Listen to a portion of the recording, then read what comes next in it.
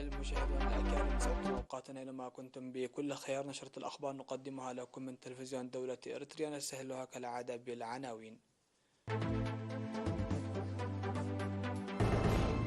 كأس هدية الاستقلال يتجول في مديريات الجنوب ووسط دنكاليا ورعتم. وزارة الزراعة تذكر للدفع ببرامج حماية التربة والمياه.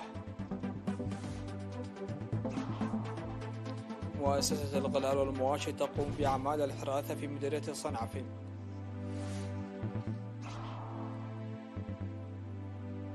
انتشال 72 جثة على الأقل في قارة غمر شرق الكونغو.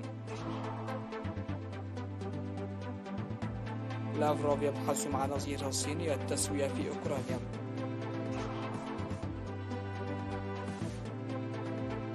وإجلاء أكثر من 1000 شخص من قرى بسبب ثوران بركان في غواتيمالا. أهلا بكم إلى تفاصيل النشرة. تجول كأس هدية الاستقلال الذي يقيم له استقبال حافل في 30 من أبريل في طيعو عند تسليمه لإقليم جنوب البحر الأحمر، تجول إلى مديريات الجنوب ووسط دنكاليا ورعتم.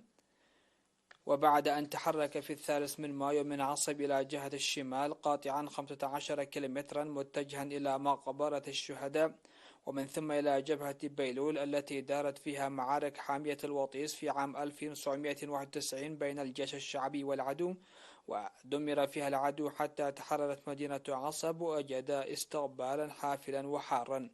وبعد أن قطع 70 كيلومترا سيرا على الأقدام وصل إلى منطقة سدح إيلا التي كانت عام 1970 معبرا لقوة تصحيح مسار الثورة الإريترية قادمة من اليمن، وأسست فيه الفصيل الأول لقوات التحرير الشعبية متخذا من شبه جزيرة براسوليا خطه الرئيسي. وجد الكاس استقبالا شعبيا وعسكريا حافلا، كما تجول لحوالي 10 كيلومترات بحرا مرفقا بسفن القوات البحرية. وبعد أن وصل إلى منطقة عدي مركز مديرية وسط دنكاليا قاطعا 70 كيلومترا، استقبله الطلاب وقوات الدفاع بعروض السفن ومسيرة عسكرية وفلكلور شعبي. وقد قطع 120 كيلومترا بمسيرة برية ليصل إلى مدينة أرعتا، وحظي بمسيرة بحرية حارة في حوالي 10 كيلومترات في مواقع جزر طيعوم. يسلم كأس هدية الاستقلال الذي قطع 860 كيلومترا برا و16 كيلومترا بحرا في إقليم جنوب البحر الأحمر، يسلم في 7 من مايو إلى إقليم جنوب البحر الأحمر قاطعا 330 كيلومترا عبر طريق إجلاء دمحنا.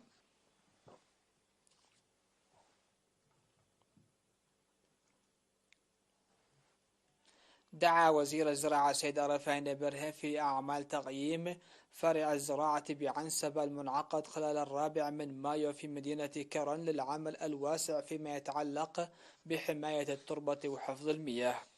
وذكر السيد رفاعين ضرورة بذل جهود حثيثة لحماية التربة والمياه واستخدام بذور أثبتت جودتها بإجراء دراسات عميقة والعمل دون ملل لتجميع النفايات المنزلية وإعادة تفعيلها لتسخيرها على لتكون الصماد العضوي في الزراعة، ومنح أهمية قصوى لتنمية إنتاج الألبان والبيض والعسل.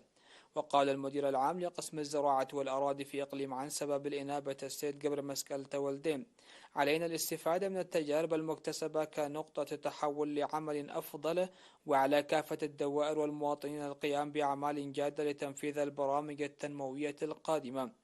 وأشار إلى بناء وصيانة 5451 هكتار من المدرجات الحوضية خلال الربع الأول من هذا العام، وحواجز مائية بلغت 180,860 متر مكعب، وانطلاق بناء سدود لتنشيط التنمية الزراعية في مناطق هبرز الليم وأروتا وإنراكوبات وملبسوم، وتوزيع 17 كنتال من البذور المحسنة على المزارعين عام 2022، والتي أنتجت بدورها أكثر من 130 كنتال، ونجاح 88% من أعمال موقد أدحنة التقليدي.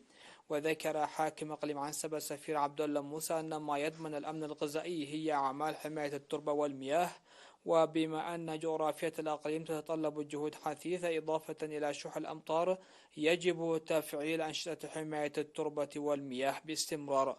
وقدم المشاركون آراء وتوصيات بناءة من ضمنها تكثيف حملات توعية بخصوص تركيز المجتمع على البطاطا الحلوة وغرس أشجار تسهم في رفع إنتاج العسل وتوسيع أعمال إنتاج العلف الحيواني ومنح اهتمام أكبر لإكمال أعمال بناء السدود. تقوم مؤسسة القلال والمواشي وكجزءا من الأنشطة الاستعدادية الخريفية الجارية بأعمال الحراث عبر الجرارات الزراعية في مديرية صنعاء بأسعار زهيدة. وأوضح المشرف على الأعمال السيد زيناوي صقزآب أعمال الحراث الجارية منذ شهر ونصف عبر 15 جرارا بدفع 175 ناقة في الساعة، مشيرا إلى حراثة 300 هكتار حتى الآن في مختلف مناطق المديرية. وقال خبير تنمية المحاصيل السيد أوباي مبرهة أن تلبية الجرارات المشاركة في الخدمات المقدمة بأسعار زهيدة تلبية لطلبات المزارعين ومجيئها في الوقت المناسب ساهم في إنجاز أعمال فعالة ولا زالت الطلبات مستمرة. وعبر قادة الجرارات عن رضاهم من الخدمات المقدمة رغم صعوبة العمل تسابقا مع الوقت لتلبية الطلبات في أوانها. كما عبر المزارعون عن امتنانهم للدعم المقدم مناشدين لاستمرارية أعمال الدعم التي تقوم بها الحكومة كونها تنقل إلى الزراعة الحديثة.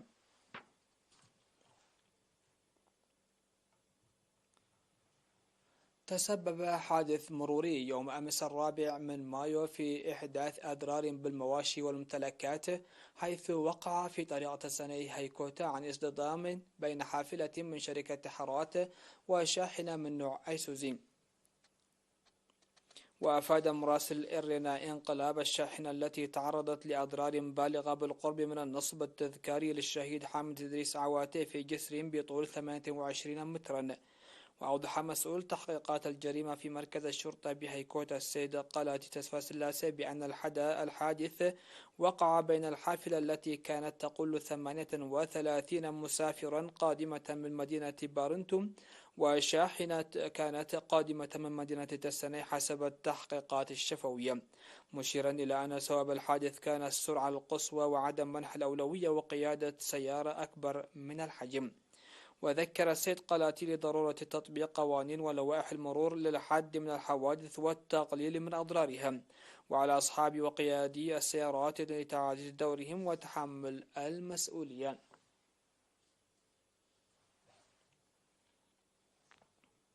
استشهد في 4 مايو المدير العام السابق لقسم التنمية في وزارة الثروة البحرية المناضل هيل أو علم ولد سمايات عن عمر ناهز 73 عاما، وذلك إثر علة أصابته.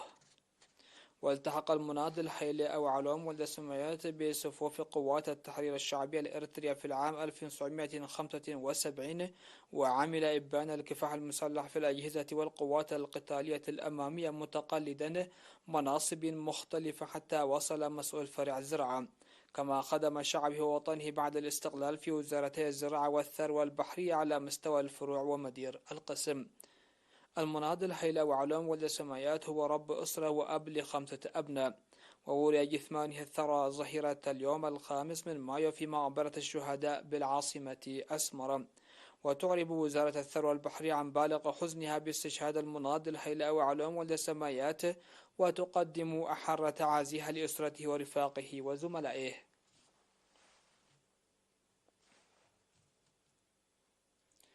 الأخبار على الصعيد العالمي نتابعها بعد هذا الفاصل.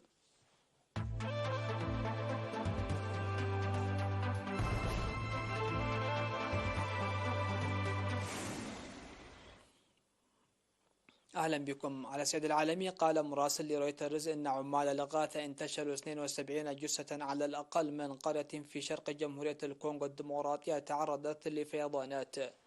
وقالت حكومة المقاطعة في بيان إن الأمطار الغزيرة التي هطلت على مقاطعة كيفو الجنوبية في الكونغو وتسببت في فيضان أحد الأنهار أدت إلى أضرار جسيمة وخسائر في الأرواح في قريتي بوشوشو ونياموكوبي.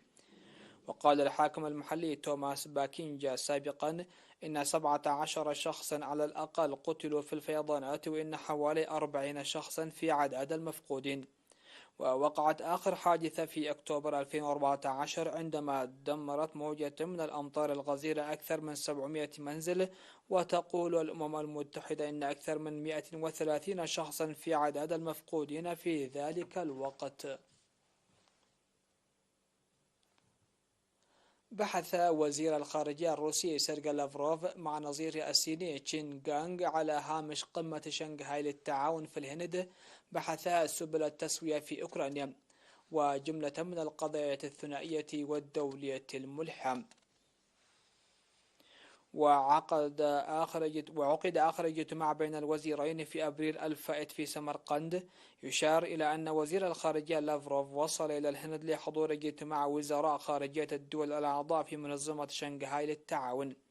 إلى ذلك دعا عضو مجلس الدولة وزير الخارجية الصيني تشين غانغ إلى بذل جهود مشتركة مع الهند لإعادة العلاقات الثنائية.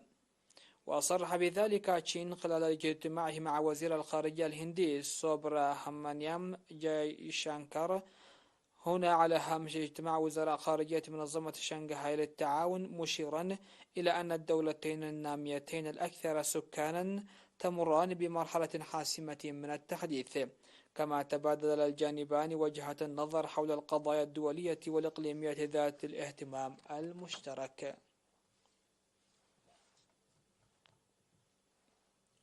أعلنت سلطات غواتمالا أنها قامت بإجلاء أكثر من 1000 شخص من سكان 5 قرى مجاورة لبركان فويغو القريب من العاصمة والأنشطة في أمريكا الوسطى بسبب ثورانه.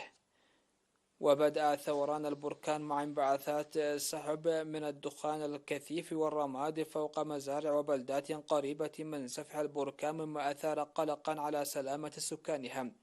وقال أوسكار كريسيو المسؤول في مركز إدارة الكوارث في مؤتمر صحفي إنه تم إجلاء 2054 شخصا يعيشون في 5 قرى.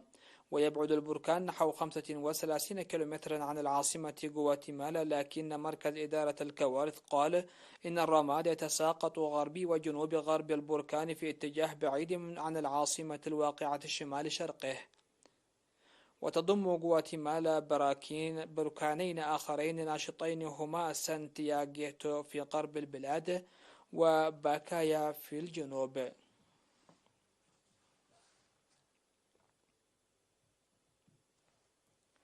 الخبر الأخير في هذه النشرة: أصدرت السلطات في ولاية مانيبور شمال شرق الهند أوامر بإطلاق النار أثناء قيام الجنود بدوريات في الشوارع وفرض حظر تجول لقمع العنف حسب ما قال مسؤولون. وقال بيان صادر عن وزارة الداخلية في مانيبور إن حاكم الولاية أنوسايا أويكي أصدر الأمر في محاولة للحفاظ على النظام العام والهدوء. أجرى وزير الداخلية الهندي أميت شاه محادثات مع رئيس وزراء مانيبور بيرين سينغ، وقرر إرسال تعزيزات من قوة العمل الفيدرالية السريعة لاستعادة السلام في الولاية. وقال مسؤول الجيش الهندي لوسائل إعلام محلية أنه تم إجلاء حوالي 9000 شخص من المناطق المنكوبة بالعنف إلى مناطق آمنة.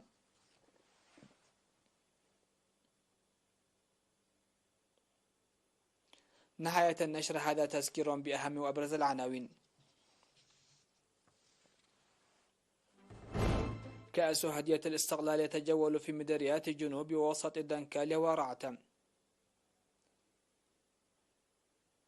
وزارة الزراعة تذكر للدفع ببرامج حماية التربة والمياه. مؤسسة الغلال والمواشي تقوم بأعمال الحراثة في مديرية صنعاء. انتشال 72 جثة على الأقل في قرية غمرت شرق الكونغو. لافروف يبحث مع نظيره الصيني التسوية في أوكرانيا.